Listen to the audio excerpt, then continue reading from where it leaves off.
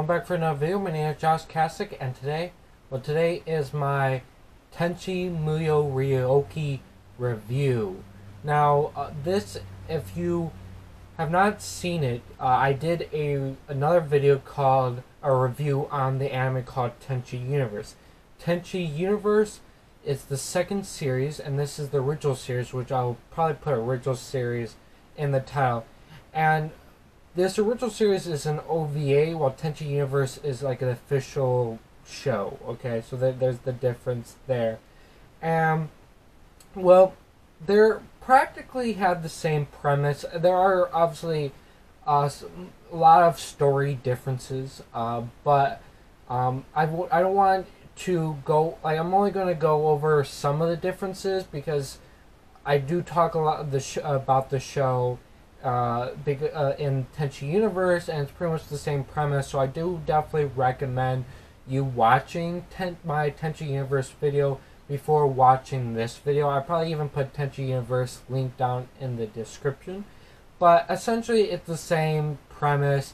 You know, you have Tenchi. He lives he lives in Japan. It's kind of family complex or village, because in this series you have more Masaki clan members in this one area than just Tenchi, his father. And Tenchi's father doesn't even live well, originally Tenchi doesn't actually live in this complex. He actually lives in the city with his father, and technically his father's girlfriend, I guess you could say. But there's going to be a lot more to that story detail about I won't go over all the details about that, but I will go over one particular detail later. But the same premise. Another difference, basically, obviously, is how he all gets to stay. So he starts to live on the family complex, where a bunch of alien girls start living with him. It's essentially a presence until he creates it becomes a harem. Although in the original series, in the Universe series, is not really it's really hard to say that is a harem per se, because in that series you only really see Aeka and Ryo-Ohki fighting over Tenchi, and then there may be a little bit of implied that some of the other girls might like him, but it's not really as heavily as in this show, because in the original series it is definitely more of a harem. Difference is obviously Kione does not exist in this universe. Yes and no. The Kione we know from Universe does not exist in the show, but in this show, Tenchi's mother, who is dead, like in the Universe series, but in this series her name is Kione, which is kind of interesting. There, how they did the stuff there, but the differences other differences that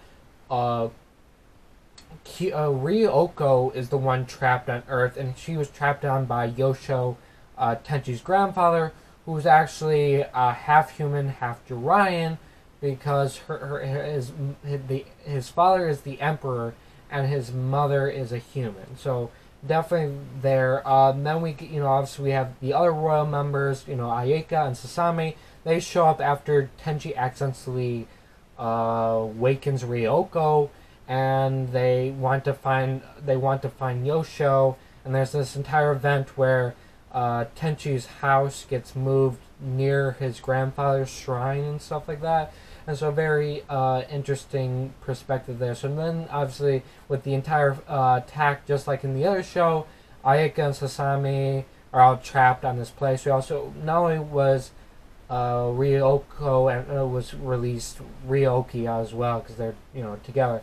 And that's another thing. And then Mihoshi shows up on a mission to target this guy who's been stealing artifacts from planets everywhere, who actually turns out to be an assistant to Washuu, and Washuu created Ryouko and Ryo-Ohki So that's another difference, and she's actually currently trapped in this other dimension that's connected to the ship of this dude that used to be actually her apprentice or something but essentially they eventually meet this guy who's after Ryouko, and it turns out that he controlled Ryouko and Ryo-Ohki to attack Jurai, which is Yosho left because since he's half human, and which is very kind of frowned upon that because the way Juraian culture is, he left and pretended to be dead and stuff like that. And then he met another Masaki clan member because his mother is also from this clan there and married, and then she had Tenchi's father and stuff like that. So very different story there. And and then obviously another alien, and Tenchi's mother and Tenchi's father got together and they got married. And there's a little bit more to that story about his mother, but I don't want to really go over it because it has something. There is actually a little bit of problematic with that, and with morals that I really don't want to go over because it's a little kind of weird. But other than that, but yeah, essentially, then after Washuu kind of joins the harem, that's pretty much all the girls who pretty much from the original series. However, in the third OVA, which was released in the early 2000s, so the original OVA first two seasons, which were just Tenchi Muyo, they're in Japan. They're Tenchi Muyo Ryo-Ohki, but when they released here in Japan, they took the Ryo-Ohki part. So the first two seasons were released there. And then, obviously, then they released the third season with Funimation in the early 2000s with pretty much almost and completely different voice casts except for Aeka, Sasami, I think Washuu, maybe Yosho, and stuff like that. But, yeah, mostly replaced, which is really, it was a hard time really getting used to the new voices, especially for Ryouko. It was kind of really annoying. But Nolke shows up to be another person harem. She is actually also kind of royalty. She's a Juraian and stuff like that, but she's actually just kind of adopted Juraian, so she doesn't actually have Juraian blood or anything like that. So there's that as well. The major point of the third series is to reveal that Washuu is actually actually in the first two OVAs, we get to know that Sasami, when Ryo-Ohki and Ryouko attacked Jurai, Sasami as a little girl fell off a bridge and supposedly died. But there are these three female deities who kind of created this universe, who just appeared out of nowhere. They were born or whatever, and they were born with this knowledge that they had to create some being more powerful than them, which is kind of a major plot point in the third OVA where Tenchi is one of these beings, and there's this more evil guy named Z and stuff like that. But yeah, so but she didn't actually die. One of the three sister deities or whatever, she kind of created Jurai and then the trees that kind of make up their ships and stuff. And so she assimilated or fused with Sasami to bring her back to life. Somewhat fused, not a complete fuse, because Sasami still has doesn't really have that knowledge she thinks that she is a fake Sasami, that she actually died and so she has no idea that she is the real Sasami. She just fused. But when she grows older, her spirit and this female deity will actually fuse together, and she'll get all her memories, including understanding that she was the real Sasami. And she will still be Sasami even though they fuse together. But she will just look, when she's older, she will actually look like the female deity. Although they kind of do look similar anyway already, but that's besides the point. Yeah, so that's kind of interesting there. And we actually neared the fifth OVA. The fourth and fifth OVA were released actually recently, 2019 and 2020.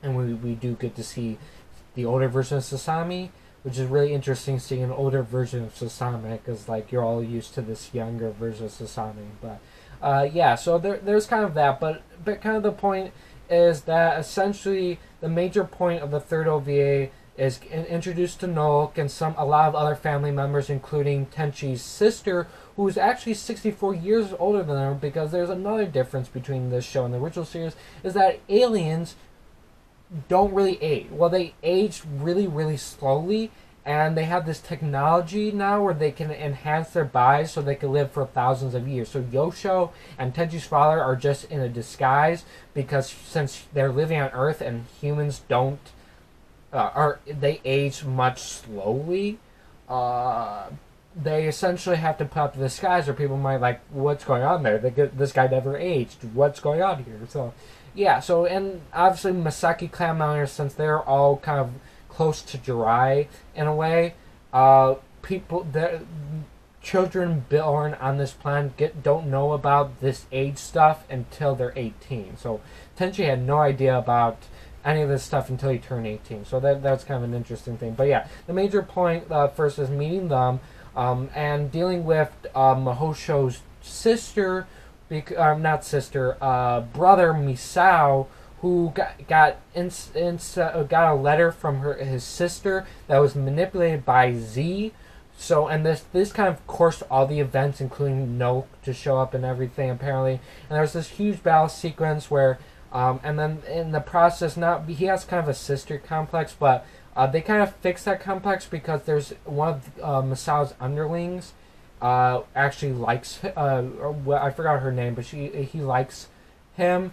And they actually, all of the Tenchi and all of them actually worked. Well, I wouldn't say Tenchi was involved, but they all worked together to get Misao and this girl to end up together. So that was kind of interesting.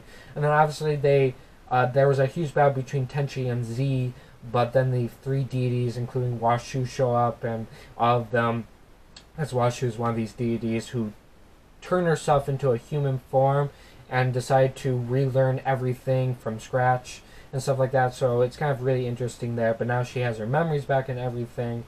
But yeah, so they kind of reset the timeline, turns D into a baby and threw him somewhere in the timeline, somewhere on Earth, I think, whatever.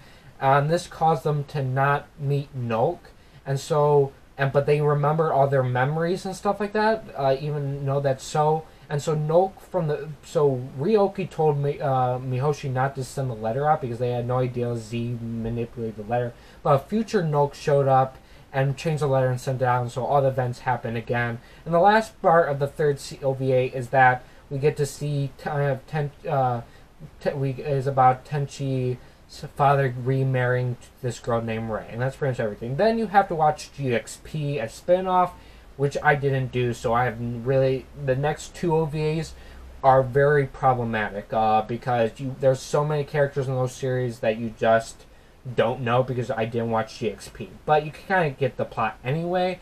But unfortunately, those shows are just released on Crunchyroll with no explanation whatsoever, no promotion, no nothing, and they have no dub.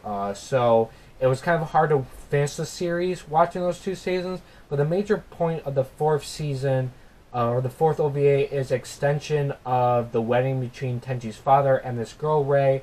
Really getting to know her background. See, she is actually an artificial human from a planet called Gremnar, and she was sent here, and the Gremnar is in a different dimension. She was created so that she would be eventually sent to this dimension to find love and have a child, and that child be sent back to Gremnar. And so, but it's there's kind of that plot we get to know about the background, and that's pretty much just the extension. But like I said, it's just an extension of Rei marrying Tenchi's father, and since he's also Juraian as well because of blood, there's a lot of people involved with this, especially in the fact that Kenshi, in the fourth episode and the final episode of the OVA, Kenshi is born to Rei and Tenchi's father, and so it's Tenchi's half brother. And the whole point is that's kind of, people was like, well, is this a good idea to send him to Gremnar? He's part of the Moraine, he's technically royal, and all this stuff. Also, I forgot to mention, in the third OVA, we also get to meet Tenchi's grandmother, Yosho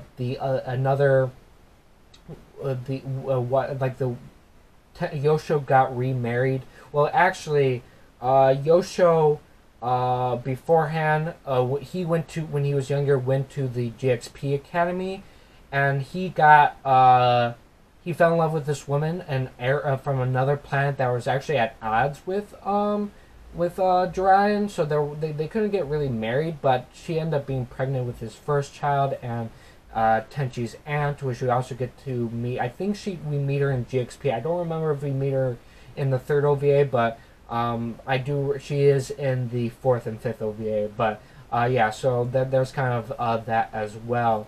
But yeah, they get remarried, and we get to see her as well. Or he gets remarried, and we get to see his grandmother.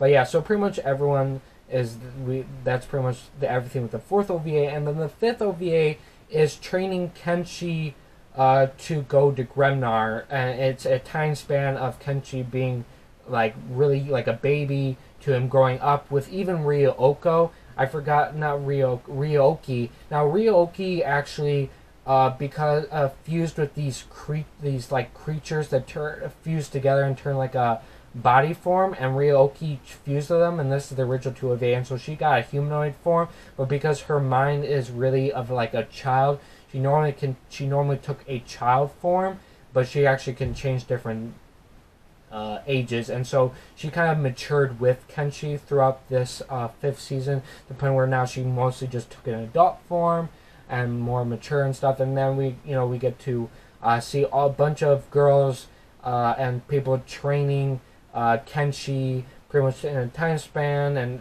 pretty much all the family members, like Tenchi's all the Tenchi's girls, Tenchi, and then other girls and other family members, including Tenchi's sister and aunt and all of them. So they pretty much all, and then Sasami and Sasami's mother, Sasami and Aeka's mother, Yosho's mother, all training Kenshi, and that's kind of the main point of that. Well, then you get into the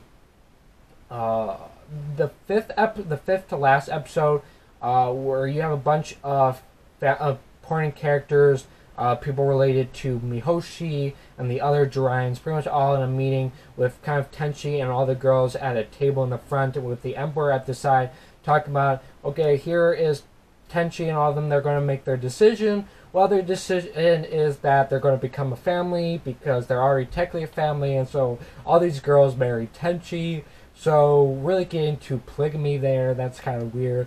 Next, we get to see more training of Kenshi, where Ryouko, she's floating in the air with her.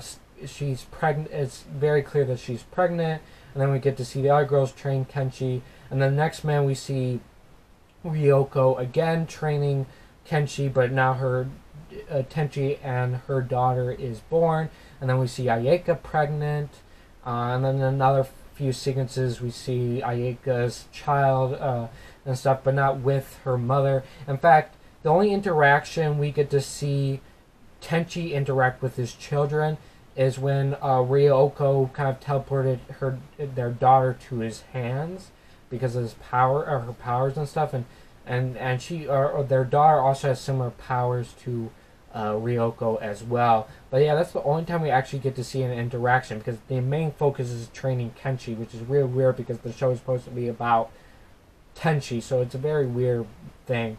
The only other thing, it's implied that Ryo-Ohki might be pregnant too, so that's a little weird. That must have been a very weird experience for Tenchi.